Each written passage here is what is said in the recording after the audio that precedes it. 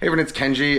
Today I'm going to try stir frying some pasta, so, like making it kind of like fried rice. You know, I was reading my friend Molly Baz's new book, More is More, recently. Very good book. And in it she had this recipe for this crispy orecchiette, where you basically boil the orecchiette and then fry it afterwards in a Dutch oven until it gets crispy, and then you do it with sausage and broccoli rabe. And so I was thinking, you know, if fried rice is made best with day-old rice, because, you know, the starches have had a chance to recrystallize, would fried pasta work best with day-old pasta? So yesterday I had some pasta for dinner, but I also boiled some extra orecchiette on the side just to see what would happen if I let it sit overnight.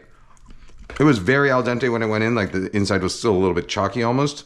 At this point, because it's had a chance to hydrate overnight, it's now pretty much soft all the way through.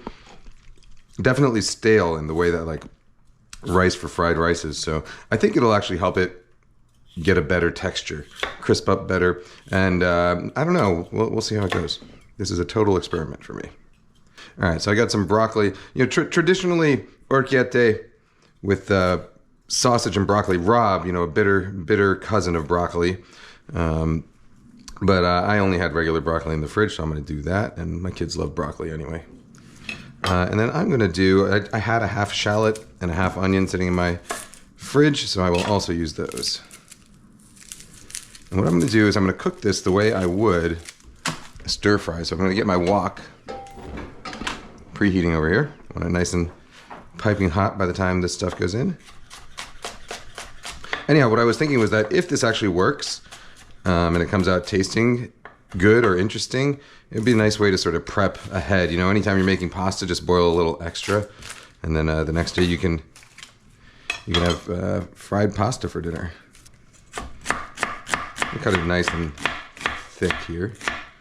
That's probably enough. I think this would also be great, like, you know, stir fried with, say, squash, you know, butternut squash and kale and garlic, or stir fried with like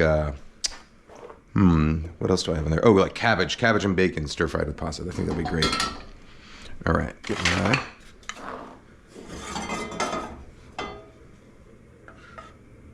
a little bit of oil in there.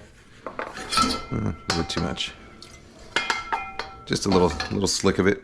I'm gonna get my sausage in, and just like I would for fried rice, I'm gonna cook everything in batches. So nothing's gonna sit in for too long, and it'll all go together. That is the so the wok will not get overstuffed, overloaded with stuff, and you get a really nice sort of quick, dry heat on everything instead of a stew. I'm hoping it'll give it sort of a different and interesting texture than a more typical orecchiette with broccoli rabe, which is much sort of saucier and creamier. Even Molly's version, she uses pasta water and gets a nice, a little bit creamy at the end. I'm going to see what it's like if I do it more in the style, really, of like a Chinese style fried rice, where the flavor cooks into it and it almost ends up dry.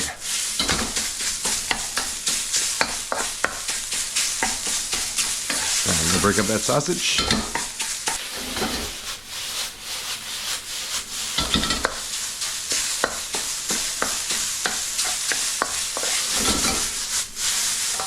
All right, it's going into a bowl. It's just almost cooked, but not quite. It's still a little bit pink. All right, a little bit more oil. Let's get these onions in. Let's do the broccoli next.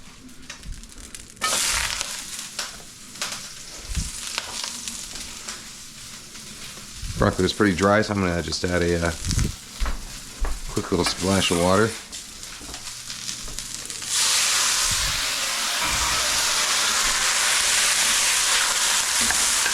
Just enough to give it a little bit of sort of steam at the start.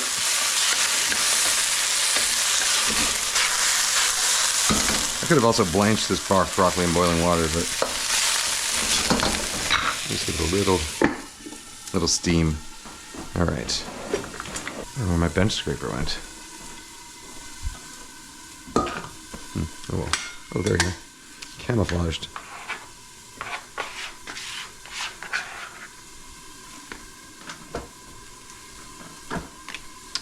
Alrighty, see where we are, broccoli.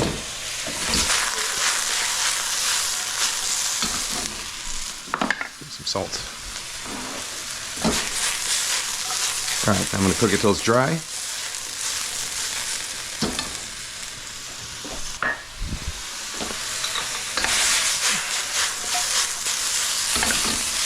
All right, I can go right back in with the sausage too. So anytime you're stir frying, basically, in order to make sure that you maintain a really nice high heat in the pan the whole time, you cook in batches like that. And depending on how powerful your stove is, you can get away with sort of bigger or smaller batches. My stove is okay, but not great.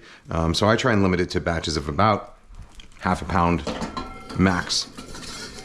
If I go any more than that, what happens is everything starts to steam. The pan loses too much heat. The burner can't keep up with the amount of liquid that's coming off the meat or the vegetables or whatever it is. And so it ends up kind of just simmering instead of properly stir frying. All right, a little more oil. Let's go in with these shallots and onions. What I'm going to aim for here is very lightly sort of caramelized on the edges, but still, not sort of like super sweet caramelized, but kind of more, roughly caramelized around the edges, maybe even a little charred around the edges, but still with a little bit of a bite left in them. That's what I'm aiming for. That's the texture I go for when I'm like stir frying onions for something like, say, like a beef chow fun, something like that. Let them sit for a second.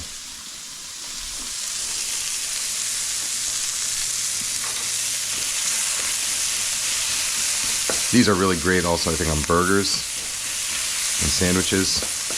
There's this restaurant in Seattle called Paseo, and I know that, there's some, I don't know the full story. I think there's some beef with the former owner, maybe the owner, the couple that owned it split up, and I think the wife opened a new place called Andien or something like that. But anyhow, there's this place in Seattle, a series of sandwich shops that make these sort of Caribbean-style roasted meats and then stick them into a bun with this really garlicky aioli, and they always have these sort of half-grilled, half-caramelized, but still slightly crispy onions in them that I think make the sandwich excellent.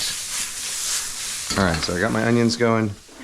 Let me get my garlic in there.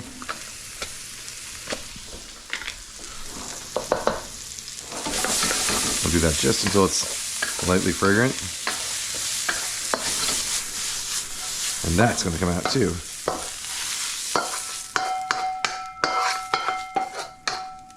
All right, now comes a step I'm not sure about.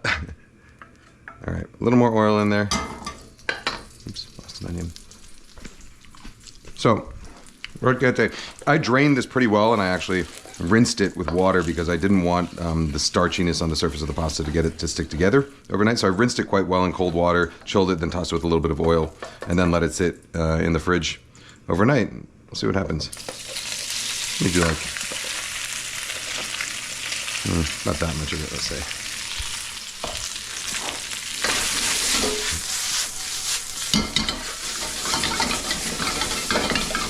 Okay, kind of like the way this is going.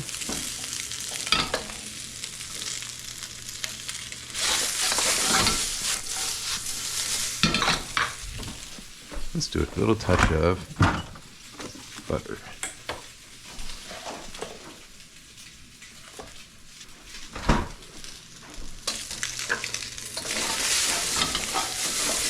We can get a little bit more sort of toasty.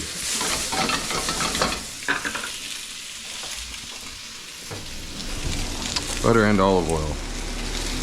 The way I'd do it like in an Italian restaurant.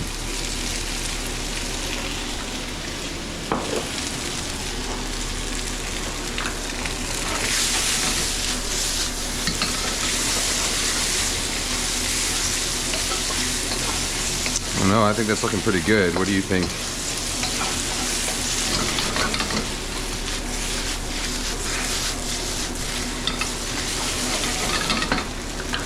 Let's let it sit for a moment.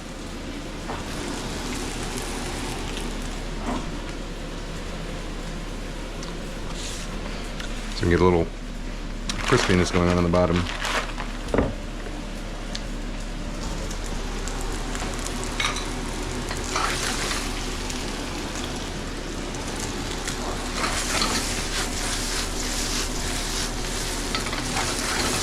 That is looking good to me. Wow. It's really working, huh? I'm getting some nice texture in there. Well, Molly, I guess I owe ya.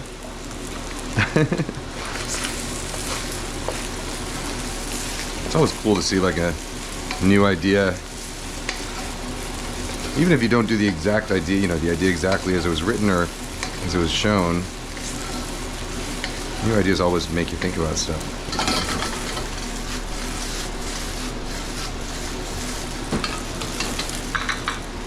I'm gonna go in here with some black pepper. Yeah, I'll do black pepper.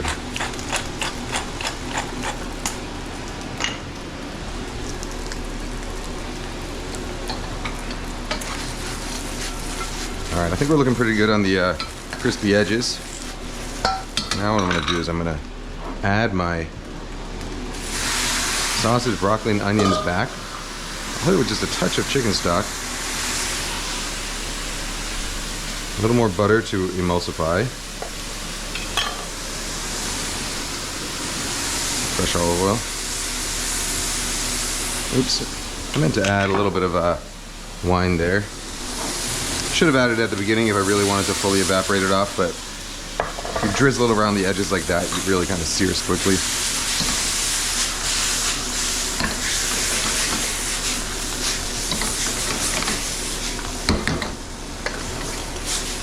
You know what? I will finish this more in the manner of like, I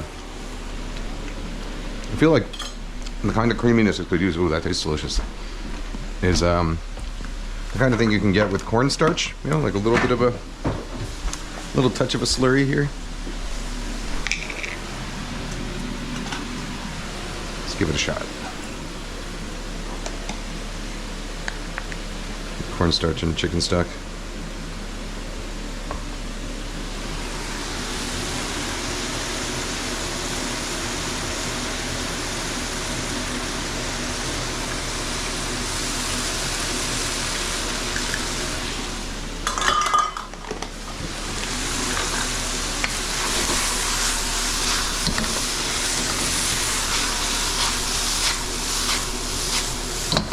Oh yeah, look at that.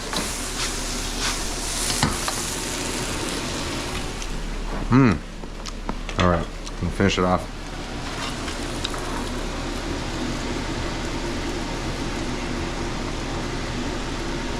If I had some herbs, I would probably use them in here, but I don't. Chives, parsley would be great.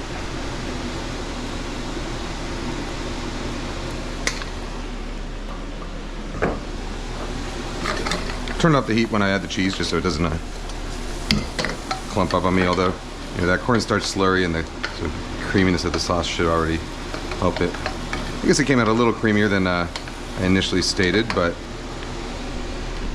oh boy. I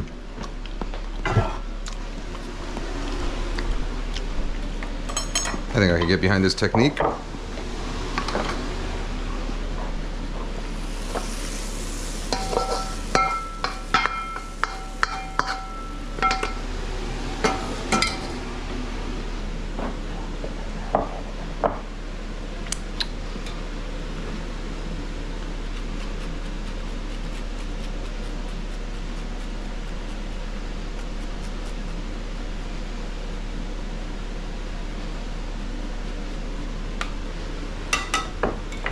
Could use some chili oil on there too. Let's get something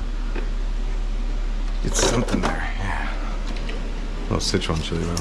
I think you could probably use like a like a Calabrian chili cream on there. It'd be good too.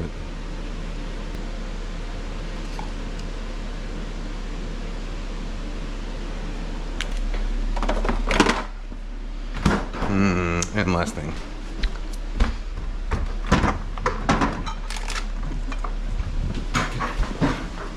Fried onions.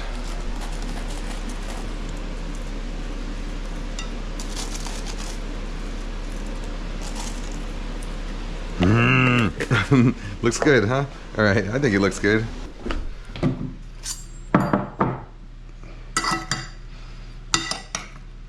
How's it?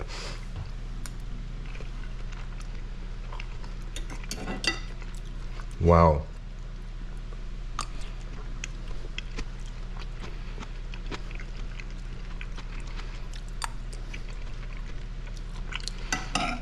think we have a winner.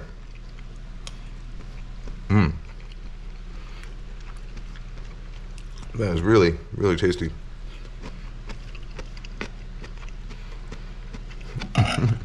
All right. I don't know where Hamon is, sleeping somewhere probably. I'd say this is a successful experiment. Next time I might even add an egg to it. All right, there we go. Stir-fried day-old orecchiette with broccoli and sausage. Guys, gals, non-binary pals, I'll see you next time. Bye-bye. Come on. Come on. Here you go, bud.